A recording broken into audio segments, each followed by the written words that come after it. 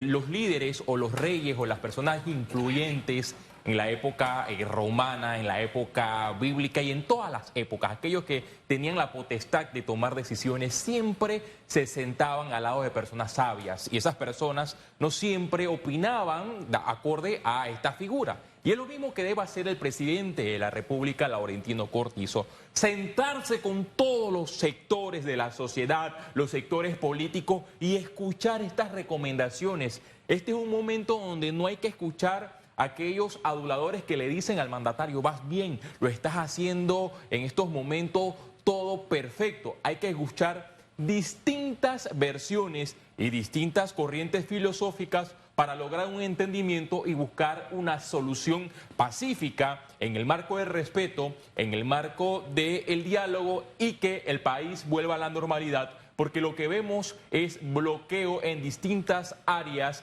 de la República de Panamá. Y ojalá el presidente de la República, Laurentino Cortizo, no escuche esas recomendaciones de algunos políticos, quizás ha llegado al órgano ejecutivo, que solicitan que invoque el artículo 55 de la Constitución. Usted que me está oyendo por Eco TV y que me escucha a través de RPC Radio me pregunta: Félix, ¿qué dice el artículo 55 de la Constitución? Pues ese es el que suspende las garantías fundamentales de los individuos. Dice: en caso de guerra exterior o perturbación interna que amenace la paz y el orden público, se podrá declarar en estado de urgencia toda la República o parte de ella y suspender temporalmente el modo parcial o total de los efectos de los artículos 21, 22, 23, 26, 27, 29, 37, 38 y 47. Y fíjese que suspender estos artículos es violar las garantías fundamentales de los individuos para detenerlos,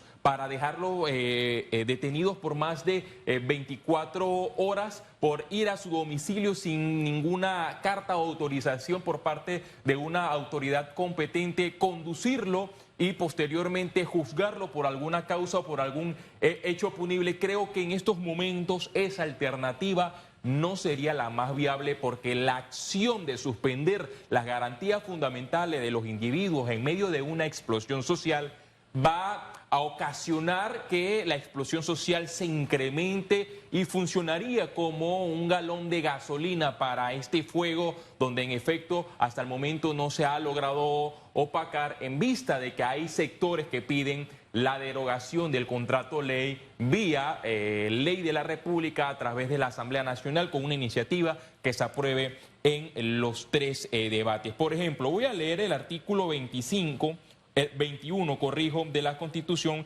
que habla sobre también de esta suspensión de las garantías fundamentales. Nadie puede ser privado de su libertad sino en virtud del mandamiento escrito o autoridad competente. Es decir, que si el mandatario de la República suspende las garantías fundamentales, cualquier individuo, sin importar que haya cometido o no un hecho punible, va a ser conducido en todo el territorio del país por alguna autoridad competente. El artículo 22, toda persona detenida debe ser informada inmediatamente y en forma que se le sea comprensible las razones de su detención y de sus derechos constitucionales. Es decir, que al suspender el artículo 22, a cualquier individuo lo arrestan y no le dicen absolutamente nada. El artículo 23 de la Constitución: todo individuo detenido fuera de los casos y la forma que prescriben esta Constitución y la ley será puesto en libertad a petición suya y o de otra persona mediante la acción de un habeas corpus. Se suspende el habeas corpus, que es el que busca la liberación de las personas. Entonces son medidas que en la época democrática todavía ningún gobierno la ha adoptado, y los hechos solamente señalan que en la dictadura fue donde se suspendieron estas garantías fundamentales. El reto o la solución del presidente de la República está en el diálogo, presidente Laurentino Cortizo.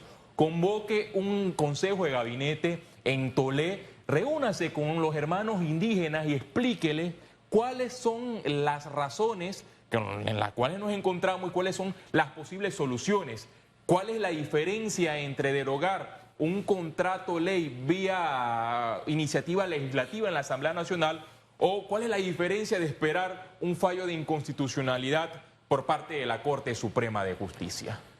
Hombre, cuando yo veía al ministro Tejada tratando de explicarle al país que habían logrado, el logro que tenían, ¿no?, y de cómo hacían el llamado para que se abrieran los puntos, a 20 y tantos días de crisis uno dice, ¿de verdad? De verdad, o sea, me parece increíble oírlo, ¿no? Acá le hemos dicho precisamente en esa línea que usted propone, que es el diálogo. Mire, que hay un ejército de funcionarios públicos que usted puede enviarlos hasta en equipo si usted quiere, para que negocien en todos los puntos y sobran bien pagados.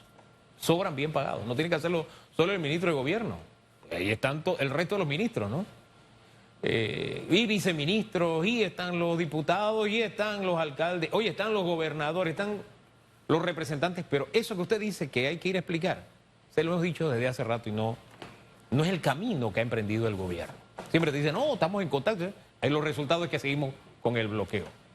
Y el bloqueo me lleva a lo siguiente, hay garantías fundamentales también, derechos constitucionales, que si bien es cierto, no te los está limitando el gobierno, sí te lo está limitando. Por eso digo, estamos presos entre dos poderes, el resto de la ciudadanía, porque, ok, el gobierno que no declare y que no conculque los derechos, bien, yo me voy por la misma línea que usted, no se enrede, pero es que el otro grupo sí me conculca los derechos.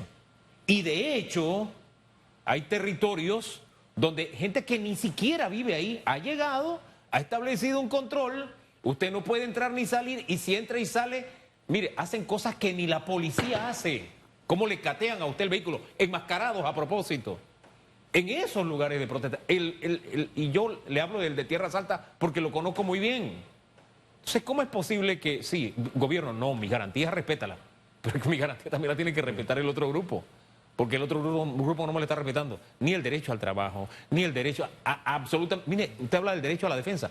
¿Cuántos casos se han quedado en los tribunales pendientes porque no llega el abogado, no llega el otro? Usted está afectando hasta todo eso, que son garantías fundamentales. El derecho a la vida se ve afectado. En fin, bien porque el gobierno lo haga, pero ¿y qué hacemos con el otro poder que sí nos los está imponiendo? Mira, es que algunos sectores han visualizado que existe un gobierno de facto paralelo al constitucional, el comandado por el presidente Laurentino Cortizo, que es el que ha decidido, por ejemplo, limitar las libertades individuales de los individuos. Porque la Constitución, usted lo puede buscar, la Constitución habla de que todo individuo tiene esa libertad de transitar libremente por la República de Panamá.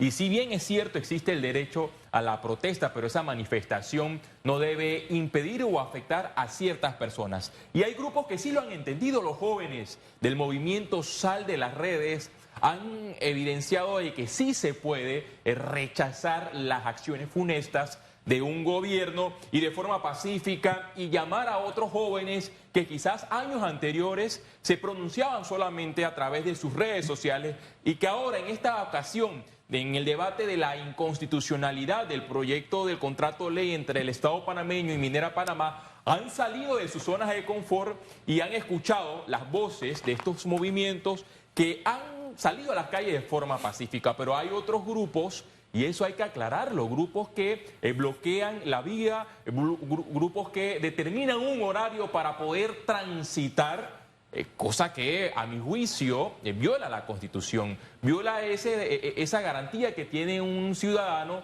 de recibir su medicamento, de atenderse en un centro hospitalario, ya sea privado o público, de asistir a un centro universitario o a tener acceso a la educación a través de clases de lunes a viernes. Entonces hay una diferencia que hay que plasmarla. Y otra cosa que a mí me ha llamado la atención es que, y yo he estado en estos cierres, entregan especie de un brochure, un periódico, en el cual se le hace una campaña evidente hasta a cierto factor político en medio de estas manifestaciones. Y la ciudadanía ya está despertando y se está dando cuenta que en efecto hay grupos que conscientemente rechazan el contrato minero, pero otros buscan el momento político para lograr tener más votos, pero la historia ha demostrado hasta el momento que han fracasado en esa búsqueda política. Es más, ni sus movimientos respaldan esas aspiraciones, porque en las elecciones pasadas solamente sacaron el 0.69%, un fracaso duro y puro, y lo más probable que también se va a registrar para estas elecciones de mayo de 2024, porque las elecciones no se ganan cometiendo actos de vandalismo. Miren, este último tema me deja pensando porque hay quienes apuestan a que la abanderada de estos grupos sí podría capitalizar el malestar que ellos han tratado de capitanear. Y fíjese que le digo tratado de capitanear porque no olvidemos, las marchas y las manifestaciones masivas que vimos no las protagonizaron este grupo. Por eso estos grupos buscan la forma de seguir siendo protagonistas y decir, nosotros somos los líderes, porque tienen un propósito político, a diferencia de los otros que tenían un propósito ciudadano, de que se corrigiera algo que ellos sentían no era lo correcto, ¿no? Entonces, esa apuesta, ¿usted cree que se concretará? ¿De que ellos capitalizarán políticamente? No soy profeta, no tengo una bolita de cristal, pero tenga la plena seguridad que el fracaso se va a avecinar en las elecciones de mayo de 2024, porque este movimiento ha fracasado en la conformación de un partido político, ha fracasado en la búsqueda de llegar al poder vía democrática y seguirá fracasando si el mecanismo es paralelamente a estos bloqueos y actos de vandalismo. Y lo dice alguien que ha cuestionado la ideología filosófica de los movimientos de derecha, tanto de izquierda. Pero en Panamá, hasta el momento, va a continuar en el fracaso político porque la ciudadanía, o más bien el gran número de la sociedad, del electorado, no respalda ese tipo de iniciativa. Es más, ni el movimiento sindical, donde hay más de 90.000 personas, evidenció en las elecciones pasadas con 13.000 votos, que tampoco respalda ese movimiento político.